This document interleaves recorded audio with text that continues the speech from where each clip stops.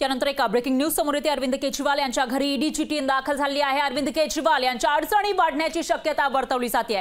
केजरीवाल यांना ईडीकडून आतापर्यंत 9 वेळा समन्स बजावण्यात आला आहे, पण हे समन्स अवैध असल्याचं केजरीवाल यांनी सांगितलेलं होतं आणि कोर्टामध्ये धाव घेतलेली होती। पण दिल्ली हायकोर्टाने त्यांना अटकेपासून संरक्षण देण्यास नकार दिल्यानंतर आता ईडीची टीमच ही अरविंद केजरीवाल यांच्या घरी पोहोचल्याची माहिती समोर येते। तिकडची दृश्य सुद्धा समोर येतात आणि त्यामुळे केजरीवाल यांच्या अडचणी वाढण्याची शक्यता वर्तवली जाते।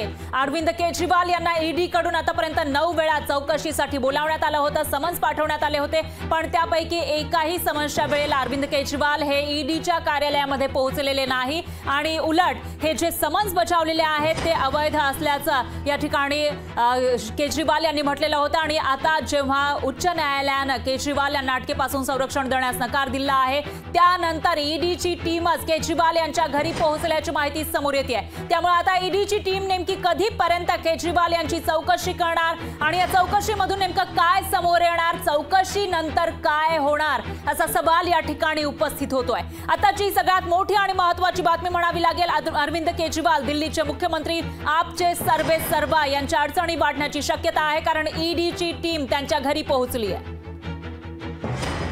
आणि याविषयी अधिक माहितीसाठी इनपुट हेड गणेश मोरे हे आपल्यासोबत जोडले गेले आहेत। गणेश सर, काय सांगाल, आतापर्यंत ईडीने अरविंद केजरीवाल यांना चौकशीसाठी बोलावलं होतं, ते गेले नाही, पण आता ईडीच त्यांच्या घरी पोहोचल्याचं कळत आहे। सध्याचे काय अपडेट्स आहेत?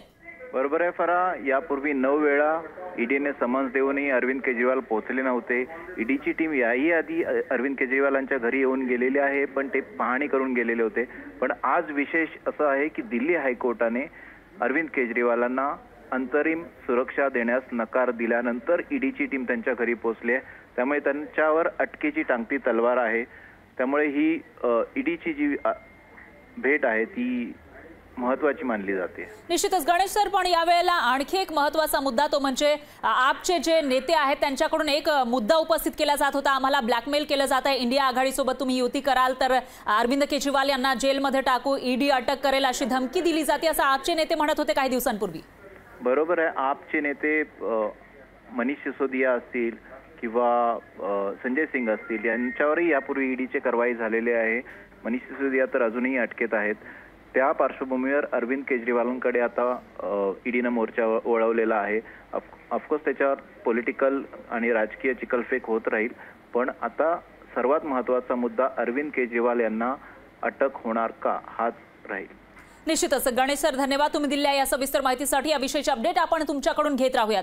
आताची ही सगळ्यात मोठी आणि महत्त्वाची बातमी म्हणावी लागेल, काही दिवसांवर लोकसभेची निवडणूक आहे आणि त्याच्या आधी ईडीची टीम अरविंद केजरीवाल यांच्या घरी पोहोचलेली आहे। त्यामुळे जर अरविंद केजरीवाल यांना ईडीने अटक केली तर आपसाठी ही जी निवडणूक आहे ती आता कठीण जाण्याची शक्यता सुद्धा वर्तवली जाते। त्यामुळे आज नेमकं काय होणार ते बघावं लागेल।